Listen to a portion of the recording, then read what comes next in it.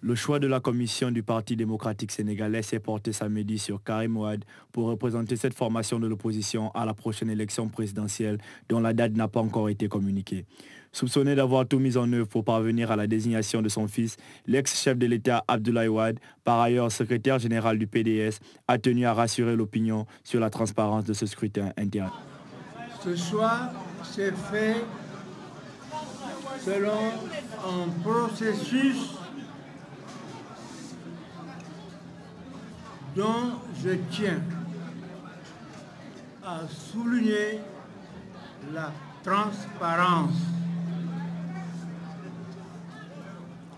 puisqu'il s'est déroulé de manière publique en présence des militants et des délégués bien sûr, mais même en présence de la presse. Karim Wade est toujours incarcéré dans une prison de Dakar, accusé d'avoir frauduleusement acquis plus de 100 milliards de francs CFA. Le procès débuté le 31 juillet 2014 sera mis en délibéré ce 23 mars.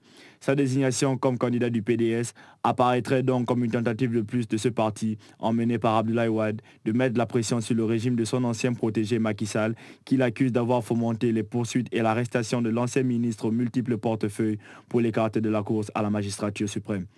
Une accusation que nie l'actuel chef de l'État qui a assuré il y a quelque temps ne pas craindre une candidature de Karim Wade.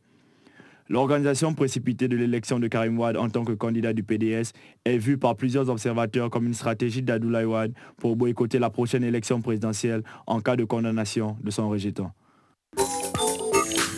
Les viols sont des armes de guerre en République démocratique du Congo, dénonce le réalisateur Thierry Michel à la veille de la présentation en avant-première mondiale à La Haye de son documentaire Choc, l'homme qui répare les femmes, consacré au célèbre gynécologue congolais Denis Mukwege.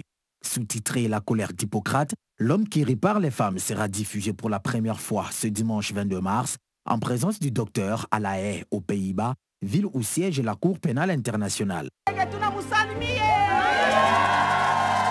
Le long métrage, coécrit avec la journaliste Colette Breckman, sera ensuite projeté à Bruxelles le 25 mars, puis à Paris le 31 mars, toujours en présence du docteur Mukwege, avant Montréal, New York, Washington ou encore Genève. L'action du docteur et les témoignages de ses patientes sont au centre du film, dont le décor principal est l'hôpital de Panzi, dans la banlieue de Bukavu. C'est dans la capitale de la province du Sud Kivu, frontalière du Rwanda, que le médecin chirurgien le plus célèbre d'Afrique s'attelle à réparer des victimes de tous âges et à les soutenir psychologiquement. Il déclarait en recevant l'an dernier à Strasbourg le prix Sakharov pour la liberté de l'esprit du Parlement européen que chaque femme violée, il identifiait à sa femme, chaque mère violée, il identifiait à sa mère, et chaque enfant violé, il identifiait à ses enfants. Le documentaire dénonce aussi l'impunité des auteurs de viols, militaires ou ex-rebelles qui occupent parfois des postes importants.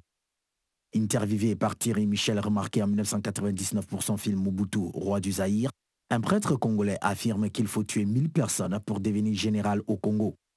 Créé en 1999 pour permettre aux femmes d'accoucher dans des conditions d'hygiène acceptables, l'hôpital de Panzi est vite devenu une clinique du viol au fur et à mesure que les régions de Kivu sombraient dans l'horreur de la deuxième guerre du Congo entre 1998 et 2003. Tous les belligérants font alors un recours quasi systématique au viol accompagné de violences inouïes dans l'intention manifeste de détruire les femmes et partant certains groupes ethniques. Une situation qui perdure malgré les appels du docteur Mukwege. Dans son entre du Camp Nou, le FC Barcelone n'a pas été si souverain que l'annonçaient les spécialistes. Le Real Madrid a relevé la face après une mauvaise entame de match, même si ce sont les coéquipiers de Lionel Messi qui ont eu le gain de la rencontre, distançant du coup leur adversaire de 4 points. Juste avant le quart d'heure de jeu, le Real est sur le point d'ouvrir la marque, mais Cristiano Ronaldo trouve la barre transversale à la réception d'un bon centre de Karim Benzema. Le FC Barcelone concrétise sa domination à la 19e minute.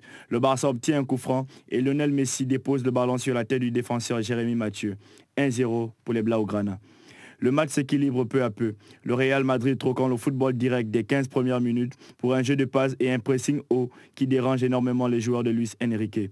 Sur une contre-attaque grandement menée, Karim Benzema remet le ballon d'une talonnade astucieuse à Cristiano Ronaldo qui, quasiment seul face au gardien barcelonais, parvient à pousser le ballon au fond des filets. Son 15e but dans un classico, égalant la légende Raúl González. Un but partout, ce sera le score à la mi-temps. Le Real débute la deuxième période sur le même rythme qu'à la fin des 45 premières minutes. Presque contre le cours du jeu, Daniel Alves suit l'appel croisé de l'Uruguayen Luis Suarez. El Pistolero réussit un enchaînement contrôle-frappe de toute beauté pour donner l'avantage et la victoire au FC Barcelone. Le Barça reste leader de la Liga à l'issue de la 28e journée, désormais 4 points devant le Real Madrid qui a sans doute laissé échapper le titre. Dans la lutte qui oppose Lionel Messi à Cristiano Ronaldo, l'Argentin reste seul meilleur buteur avec 32 buts devant le Portugais, dont la réalisation du soir était la 31e de la saison. La Fédération nigériane de football compte saisir la FIFA pour qu'elle prononce des sanctions contre son homologue bolivienne qui a annulé la rencontre amicale internationale qui devait opposer le 26 mars prochain les Super Eagles à la Verde.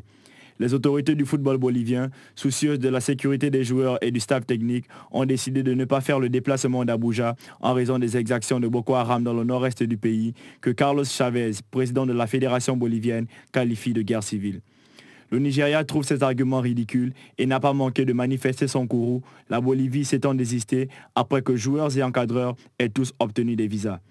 Boko Haram sévit dans le nord-est du pays et le match devait se dérouler dans la ville d'Uyo, capitale de l'état d'Akwa Ibom, dans le sud-ouest du Nigeria. Le choix de cette localité géographiquement éloignée des zones assiégées par Boko Haram s'inscrivait selon les autorités du football nigérian dans les nombreuses mesures prises pour assurer la sécurité des Boliviens. Le Nigeria a toutefois déjà trouvé un remplaçant pour la sélection d'Amérique latine. Les Super Eagles affronteront les Grues de l'Ouganda qui occupent la 74e place au classement FIFA publié le 12 mars dernier.